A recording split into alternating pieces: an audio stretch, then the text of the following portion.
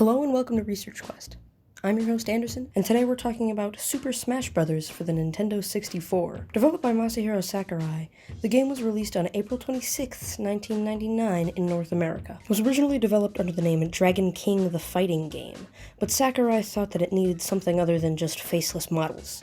And so Sakurai created a prototype with Mario, Donkey Kong, Samus, and Fox all fighting, and that prototype was approved. The Smash Bros. Series is a fighting game, but it's different than other fighting games. In most traditional fighting games, your opponent has a health bar that you need to bring down to 0 to defeat them. But in Smash Bros., there's a percentage that each character has, and the higher that percentage is, the more likely they are to get knocked off stage. And depending on the rule set, if you get knocked off stage a certain amount of times, you're out, with the last person standing winning. There's a much smaller cast of characters in this game than the ones we know today. There's Mario, DK, Link, Samus, Yoshi, Kirby, Fox, Pikachu, Luigi, Ness, Captain Falcon, and Jigglypuff. Each character in this game had their regular melee attacks, their smash attacks, but no side special. They had up specials and down specials and neutral specials, but no side specials. That was later added in Super Smash Bros. Melee. The Super Smash Bros. Series was originally developed as a party game, but throughout the years it has become more of a one-on-one fighting game, due to its combos and intricate aspects. The meat of the game was mostly in its multiplayer modes, as long as you had friends with you. But there was the classic mode, in which you pick a character and you go up against a gauntlet of different opponents to get to the end. And in the end, you fight Master Hand. Master Hand ties into something that wasn't really talked about after the first game. In the opening cutscene for Smash 64, everybody's puppets, and Master Hand brings them to life, which I always found really interesting. But it was slightly hinted that it was trophies in Melee, and it just kind of fell to the wayside later. There are also two minigames that break up the flow of Classic Mode. These are Board the Platforms, and the much more interesting one, Break the Targets. The first two Smash games had unique Break the Target stages for each character, which I think, especially in 64, forces you to learn more about the character and use their less used moves. There are many different ways to play the game. If you're going for just a fun time with your friends, you can play with items on and on all of the stages except for one.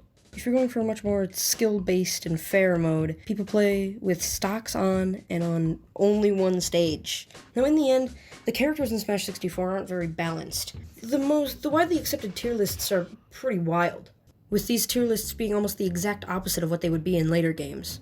Characters like Pikachu need some technical knowledge to figure out why they're in S rank, but characters like Kirby only need their down air, which is just insane in this game.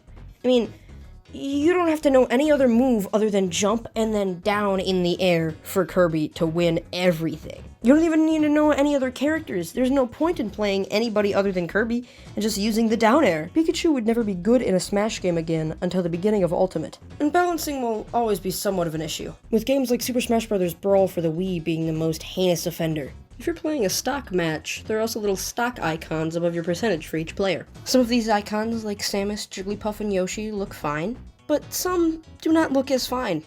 Mario and Luigi are kind of melting. Fox has no eyes, and yellow Kirby looks a little too familiar. Another interesting aspect about Super Smash Bros. For the Nintendo 64 is the stages. These stages were little arenas themed around games that characters came from and other classic areas from Nintendo games. This game also had some really nice music, being composed by Hirozaku Ando. The game was developed by HAL Laboratories. I always wish that little playroom in the beginning of the opening cutscene was a stage you could fight on, but sadly that never was a thing. The core cast of characters from Super Smash Bros. 64 have been in every Smash game since, which makes sense. And there were some characters planned, but not put in the game. Characters like Mewtwo, Bowser, Marth, and King Dedede were planned to be in the game, but they were scrapped. Sakurai also wanted to include other characters such as James Bond, which just seems like a wild stretch. People still play Super Smash Bros. 64 competitively to this day, although there's not as big of a scene for it as there is for Melee and Ultimate currently. Characters like Ness from Earthbound always felt like a deep pull to me, but Smash has always helped people find new games, and that's why Earthbound is still really popular. Super Smash Bros. For the Nintendo 64 sold 2.93 million copies in the United States. It received pretty rock-solid reviews, and spawned many sequels, making it the juggernaut of crossovers that it is today. There may be balance issues and some missing moves here and there, but all in all, if you're looking for some retro fun, it's a solid title. Thank you for watching. If you liked the video, give it a like, and if you disliked the video, give it a dislike. If you want to see more content like this, subscribe. And if you want to suggest a game for me to cover next, leave a comment. I was originally going to talk about Donkey Konga 1 and 2 this week, with Mario Kart Double Dash coming after that.